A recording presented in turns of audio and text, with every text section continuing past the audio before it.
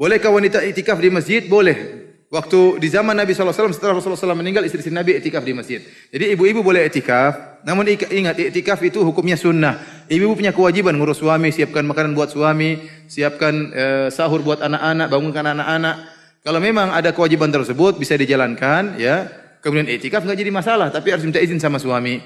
Kalau suami tidak mengizinkan, maka tidak boleh iktikaf, cukup beribadah di rumah. Tapi ada kondisi di mana keluarga suami istri, anak-anaknya sudah gede, ya, anak-anaknya sudah pada tinggal di luar lagi sekolah, di rumah juga nggak ada kegiatan, sudah iktikaf sama-sama suami istri apa? Iktikaf bareng-bareng, ya. Tinggal suruh panitia belikan makanan, makan apa? Makan siang, makan malam. Jadi lebih afdal kalau begini suami istri apa? Sama-sama iktikaf. Tapi ingat, istri punya kewajiban di rumah. Kalau suaminya nggak mengizinkan, maka dia tidak boleh apa? Iktikaf. Dia tidak boleh iktikaf. Dan iktikaf itu para hadirin, ya, syaratnya tidak boleh. Di antara syaratnya tidak boleh keluar dari masjid.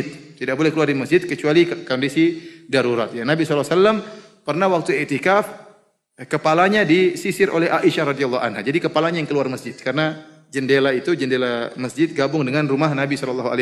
Jadi Nabi keluarkan kepalanya disisir oleh Aisyah. Yang penting badannya masih di masjid. Jadi kalau antum tangannya keluar jendela, enggak batal nih. Kenapa? Masih badannya masih di masjid. Kepalanya keluar juga enggak batal. Nah, kalau di masjid fasilitasnya sudah ada, maka tidak boleh kita keluar masjid. Seperti di masjid ada WC cukup, kita peserta iktikaf 50 orang. Ya, atau kita cukup WC 3 sudah cukup, ngantri gantian. Tapi kalau misalnya peserta iktikaf 100, WC cuma 2, mau ngantri lama, kita kebelet, kata para ulama, boleh dia pergi ke rumahnya. Kenapa? Karena fasilitas tidak memenuhi. Tapi dia ke rumahnya langsung balik. Jangan di rumahnya kemudian ngopi sebentar ini enggak boleh seperti ini. Dia cuma buang air terus balik lagi. Ini tidak apa-apa kata para ulama. Kenapa? Karena fasilitas rumah tidak memenuhi. Contohnya seorang di masjid, dia iktikaf. Masjid tidak mengadakan iktikaf sehingga tidak ada panitia untuk menyediakan dia makanan. Kemudian dia di masjid sendiri. Gimana dia makan sahur? Ya, dia harus keluar cari warung. Tidak apa-apa dia keluar cari warung, tapi warung terdekat. Ya, jangan dibilang di sana ada restoran Cibiuk, jauh enak ya. Saya mau ke sana jauh.